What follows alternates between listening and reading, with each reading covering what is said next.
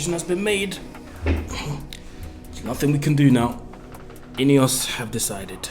Cheers. What's going on, people? Welcome back to the channel. You know the face, you know the name. Aaron here, back again. Shout out to everybody always tuning in, supporting the channel.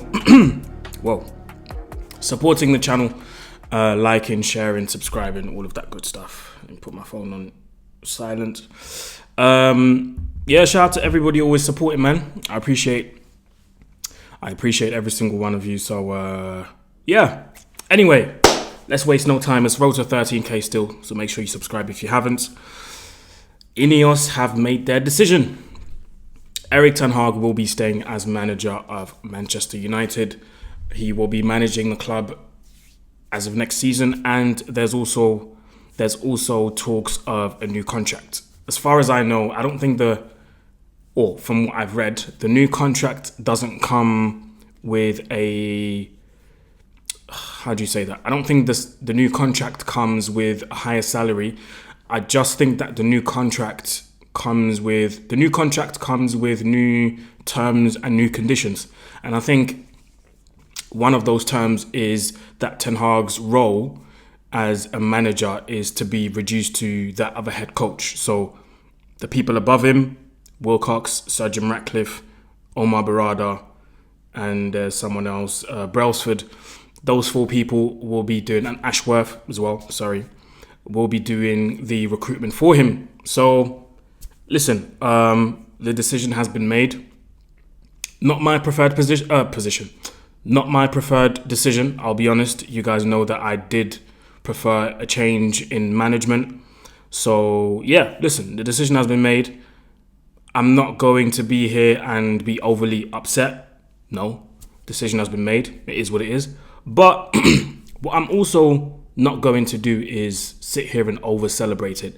Fair enough to everybody who has been in favour of him staying. That's fair enough. But what I'm not going to do is sit here and say, yes, he stayed and you're in the mud. And nah, I'm not here for that. I'm not here to be proven right or anything like that. I'm just here to talk football. I'm just here to have a normal conversation with you guys about anything that happens anything that happens at this club. So I'm not going to sit here and overly celebrate it and start rubbing it into people's faces and start messaging people and start atting people. Nah, I don't do that. I'm not about that life. But yeah, let's look at the details, man. So, like I said, I was in favor of a change in management because we can't deny this decision looks like it has been made based on the reaction of the fans after we won the FA Cup. I could be completely wrong, but this is just my feeling, which I believe is wrong. Listen, fans are a very important element of a football club, but to follow what fans say or to follow fans' feelings should never be done by a hierarchy. And I'm not saying that they've explicitly done that, but it looks like it, because remember, the fans obviously were hyped in the stadium. Then there was that letter that was sent to the club by certain fans. Then you had certain channels that were advocating for it as well. Obviously, they're big channels, so of course they have a huge voice. So I think fans do have an important part to play in a football club, but I don't think fans should be dictating what happens at a football club, especially at Manchester United. There's a lot of fans out there that do not have a single clue of what it takes to run a football club. We can sit here and make videos, and I'm including myself in this as well. I'm just here to give my opinion, whether people take it or not, fair enough. But the football club shouldn't take my opinion for gospel and say, what Aaron is saying is actually true. Let's do what Aaron says. No. So if I'm including myself in this, then it should be applied to every fan out there. I don't think Man United should be following anything of what Manchester United fans say, because ultimately Manchester United fans, a large majority, just want their feelings validated for 90 minutes because they've been emotional about a win or about a loss. There's very few Manchester United fans that can sit here and talk properly to a camera without being emotional, without saying XYZ. There's very few that can have a sit down with people and have a sensible conversation about the club. And this is what I've always tried to do with you guys. I've never tried to be super angry. I've never tried to be too euphoric. I always, even when we win, I look at what hasn't gone well and I look at what hasn't gone well and think, how can this improve and how can that improve? And this is the same scenario in this instance. Erik ten Hag is staying, cool.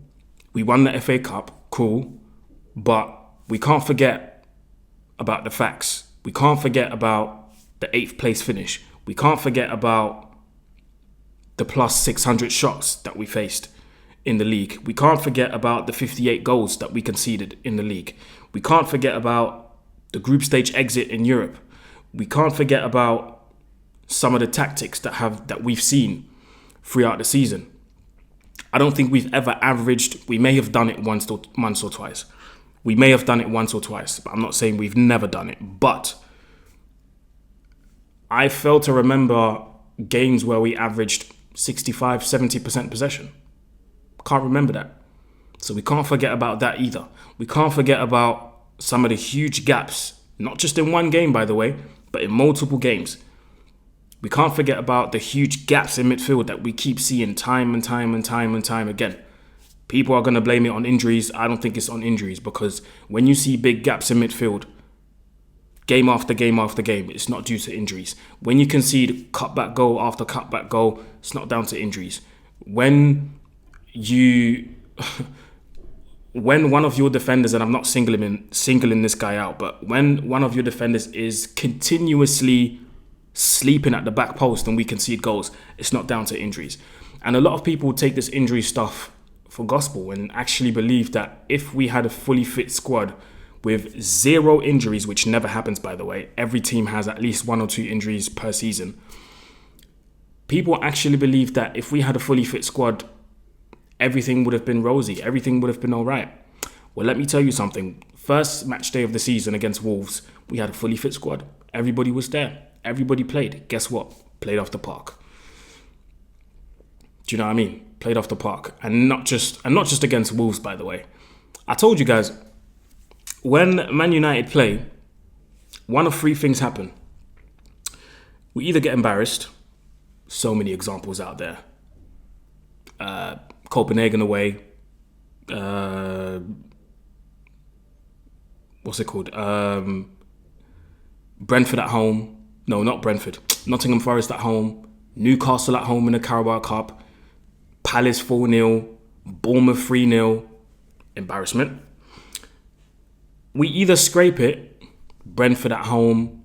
You know, those last minute goals that we always scored. And everybody was euphoric. And everybody said, yes, this is the turnaround. This is when things are going to change. This is when things get better. Brentford at home. Aston Villa at home. At home against Galatasaray when we saved the penalty and it was, yes, this is the time where things are going to change, and things still didn't change. Getting away with it. Or, number 3, scrape it, or get away with it. And there's so many examples of games where we got away with it. We absolutely stole a living against some of these teams. Not to mention the countless times where we got dominated by lesser sides. And I can name you tons of examples when it comes to that. There's never been a game where Man United dominated a game of football. We're always chasing the game. We're always running after other people. We're always having to do we need to come back from this and we need to come back from this. We can never be in a comfortable position. Even when we're up 2-3-0, by the way, Exhibit A, Coventry, we're never comfortable. And that shouldn't be forgotten either. We need to take those things into account. And since Ten Hag is going to stay now, okay, I want to see you coach. You've been here for 2 years. You said that you won 2 trophies.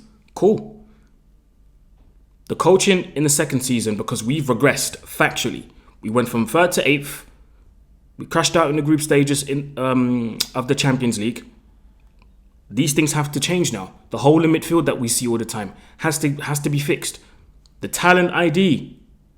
Thank God the role of Ten Hag is going to be reduced, because talent ID, awful. None of the signings you brought in hit. Martinez didn't hit. I'm sorry. I like him. He's been the best out of the bunch, but it hasn't been a hit. Onana hasn't been a hit. Mason Mount hasn't been a hit. Who else did he bring in? Højlund hasn't been a hit. Anthony hasn't been a hit. Garnacho, brought him from the youth system, hasn't been a hit. He's been decent, but it hasn't been a hit. Kobbie Mainoo hasn't been a hit. I like him, but he hasn't been a hit. So questions need to be asked regarding that as well. I'm just trying to stay realistic. So back to my point. Since he's staying now, cool. Everything he does and everything he says will be under the microscope now. From match day 1, the microscope's going to be on him and the club. And INEOS, by the way, because you chose to back him.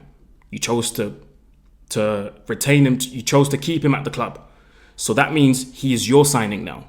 He's not the Glazers signing anymore. He's your signing. So he is your responsibility. So it's up to INEOS now. It's their responsibility to back him properly. That's regarding INEOS. Regarding Ten Hag, I want to see you coach now. I want to see you coach, because INEOS kept you here and they said, well, which means they haven't said it, but it means they're going to back you. So when things go south, I want to see you coach. When there's that hole in midfield, I want to see you coach. When we go behind 1-0, 2-0, I want to see you coach. I don't want to hear no excuses about injuries. I don't want to hear excuses about this, that, and the other. It's time to coach. Because you've been given license now to completely rip up the squad and rebuild it. The people that you wanted out, make sure they're out. Make sure they're out. Because there are people that you wanted out. Cool. I want to see you rebuild this squad to how you want it to be. And I want you to implement a style of football that is recognizable. And trust me, I'll be watching. Again, I've got nothing against the fact that he's staying. But it's time to prove to us now, okay, this is why they kept you. The pressure will be on from the first match day. And like I said, some of the things need to be rectified. How are we going to perform in the Europa League? God forbid, another group stage exit, because all hell will break loose. So, all eyes will be on Ten Hag. How is he going to cope in this third year? The 8th place finish needs to be improved. It needs to be higher than that. And if there aren't any and I believe INEOS will pull the trigger. I believe INEOS will pull the trigger if they don't see any significant improvement in the first 6 months. I believe they will be that ruthless. But then again, if they are going to be that ruthless, I fear that they will replace him with someone that I do not want to name. But you guys, I think you guys know who I'm talking about. Oh God, if you don't laugh, you'll cry. But yeah, it's time to prove it. It's not time to relax now. There's no time to relax, because a lot of people look at this as some sort of victory, like, oh, okay, he's staying, we can relax now. No. Hey, wake up. There's work to do. There's things to be improved on. We need a striker in. We need midfielders in. We need a winger in. We need centre-backs in, defenders, a left-back. All these people need to come in. Like I said, when the first match day happens in the 2024-2025 season, I do not want to see that same starting lineup as the last game which we played in the FA Cup final. There need to be significant changes in terms of personnel. Because I've seen a few predicted starting lineups for 2024-2025, and I'm still seeing people like Rashford. I'm still seeing people like Luke Shaw, and I'm still seeing... No. Forget these guys. Forget them. We need new people in. So, yeah, I think that's my 2 cents on it, man. Like I said, I'll be watching very closely, and the transfers and the games in pre-season will tell me exactly how this season's going to go. The same way last season's pre-season games told me exactly how this past season was going to go. Because apart from the Arsenal game, that was an awful pre-season. And I said, in the big games, don't worry, we'll turn up. But the other games, it's going to be a long day. And guess what happened this season? Some of the big games, yeah, we turned up. But the other ones, Lord have mercy. So yeah, let me know in the comments what you think, people. Let me know in the comments. Yeah, I don't think I have anything else to say. Final word of the day. If you've made it to the end of this video, go in the comment section and type in... you know what? Let's throw a bit of flavor in there.